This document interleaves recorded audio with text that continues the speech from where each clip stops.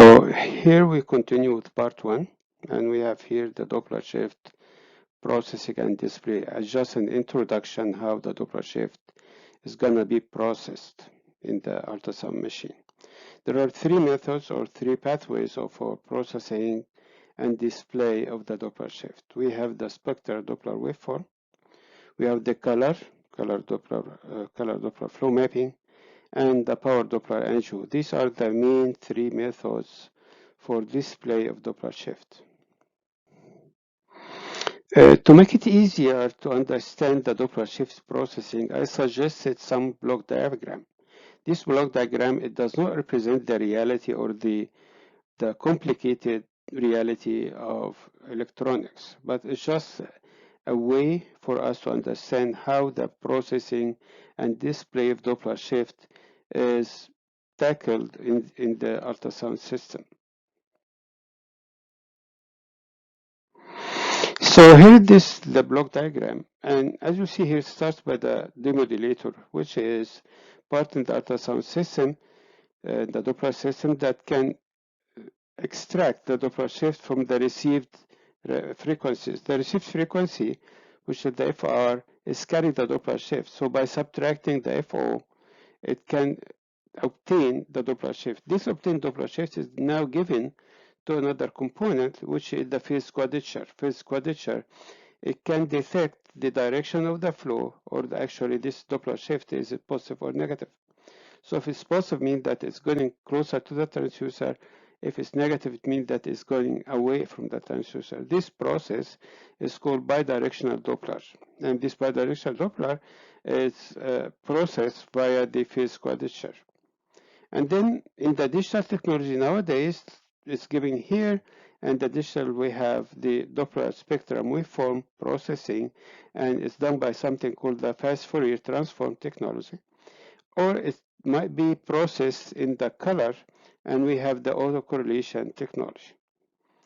So these are the two outcomes from the digital display for the Doppler shift. And in the Doppler spectrum waveform, as we see, we can process this via the continuous wave or the pulse wave transducers. Another pathway here is for the Doppler power, and the power Doppler or power Doppler angio. And in here, we don't go, or the machine does not need to know the direction of the flow or how much is the flow velocity. It just the mere presence of Doppler shift is gonna be processed as its power or the amplitude. That's why it's called power of Doppler. It's processing the power or the amplitude of the Doppler shift. Also, there is a simple one, or what we call the basic Doppler shift processing, which is the non-directional Doppler, and we are gonna go over these steps one by one. So first, the Doppler Demodulator, and as we see here, this is extracting the Doppler shift from the reflected waves. The reflected waves are FR. This is the reflected frequency, and by extracting or subtracting the FO, I will get the Doppler shift. This Doppler shift is obtained via this Doppler Demodulator from this is in the receiver of the Doppler system. As we see here, this Doppler shift, as we all know that it carries two criteria, either which is its value, how much is the value of it, means that it represents the velocity for the flow, and then its direction, and this is either positive or negative, means is it towards or away from the transducer. So this process, subtracting the Doppler shift, is obtained via the Doppler Demodulator. This Doppler Demodulator now, it might give the information to one of two pathways, either the non-directional, which is the basic thing, and this is not in our Doppler systems or in our scanning. This is the technology that is used in some way for the detection of fetal heart rate. So it's different technology, different device. Or the devices which are using, or our machines which are using the bidirectional Doppler, and in these machines we can process and we can display the direction of the flow beside the amount of the flow or the velocity. And this is through the bidirectional Doppler. So as you see here, this is the Doppler shift, and it's going to be processed either in one of two ways. In the regular ultrasound system, which is the bidirectional Doppler, as we see here, through the phase quadrature, or it's going to be given in the simple devices that are used in the OB departments to detect the fetal heart rate.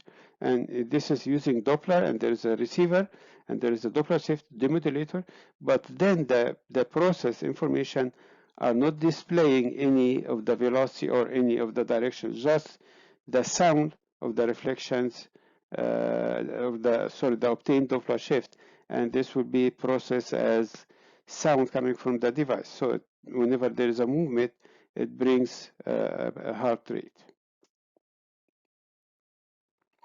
And this is here the non-directional Doppler. This is the usually it might be called unidirectional or non-directional or non-coherent Doppler. As we mentioned here, it's just used in the fetal heart rate detectors devices in the hospital. It's not the non-directional Doppler is not one of the components in the regular ultrasound system we are using in our departments. So this is here again the Doppler shift, and as you see here, it goes to the non-directional, which is giving us the fetal heart rate. That is the pathway in these devices. Now here we go to the bidirectional Doppler, and this is the technology that is commonly used in our ultrasound system we are using in scanning. And it's utilizing a technology called the phase quadrature technology. Phase quadrature, it can detect if the Doppler shift, is it carrying a positive information or negative information, or is it the frequency reflected are higher or lower than the transmitted frequencies. This is simple step is detected by the bidirectional Doppler. So this is here is the one that is used in our regular ultrasound systems, and this is called the phase quadrature. This is the technology, and its job is to detect if the reflected waves are carrying a positive or negative shift. So as you see here, this is the simple illustration. We're going for the demodulator to the phase quadrature, and then the information are given to the digital through the digital displays into the fast Fourier transform or autocorrelation to further processing either in the waveform or in color. So this is here the outcome after the bidirectional Doppler detected, and is given either to the waveform, fast Fourier transform, or either to the color using the autocorrelation. So this is here a simplified or the simple diagram in almost in the full display, and as you see here, it goes from this direction like this. In our system, if you are activating color, for example, what happened? The Doppler shift that's been detected here, it goes to the phase quadrature and then to the autocorrelation to show you the color in the form of color map and color box. If you are activating the fast Fourier transform, which is for the waveform, what will happen?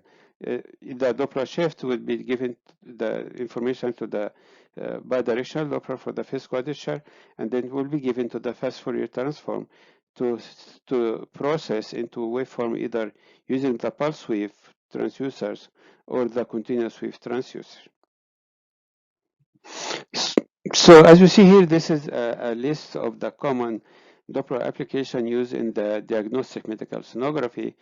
The analog display was in the past, and it was using analog waveform, and that was using a technology called the zero crossing. Zero crossing detector or zero crossing technology is almost a history nowadays. It's not commonly used. The other technologies, which are mostly digital, we have the audio display, and the audio display we have two speakers in the system, one on the right, one on the left. The right speaker is displaying the positive shift, and the left speaker is displaying the negative shift. And we all know that these speakers are giving higher pitch or lower pitch. Higher pitch means that there we have higher velocities and the lower pitch are displaying or representing the lower velocities.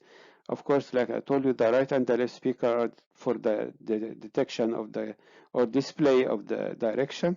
And we need to know something here, that the Doppler shift, as we know, is within the audible range. That's why the speakers the speaker don't have too much to do with the processing, because the frequencies are already in the audible range. So that's the magnify and they put them to the audio display. As we mentioned earlier, that the Doppler shift are in the audible range. We know that, right? So then the second thing here, we have the Doppler spectrum waveform, and this is using the fast Fourier transform. And the third one is the Doppler color, and this is using the color. We have the autocorrelation for the display of the color Doppler, and the power angle, which is not representing either the velocity or the direction. It's just the presence of the Doppler shift is displaying its power, and that's why I call it power angle, or the the power or the amplitude, which is the strength of the reflected waves. So that's why you call it it's processing the amplitude of the reflected waves. And this is a sensitive one. And as we see, this is like just a simple illustration of this. Just one thing here to mention, that the audio display is not a separate display. It comes together with the spectral waveform. So now we reach to the end of this part one, and we have 3 other parts to go. We have the part 2, spectral waveform, part 3 for the color and power angle, and part 4 for the Doppler artifacts. Thank you, everybody, and see you in the next 3 parts.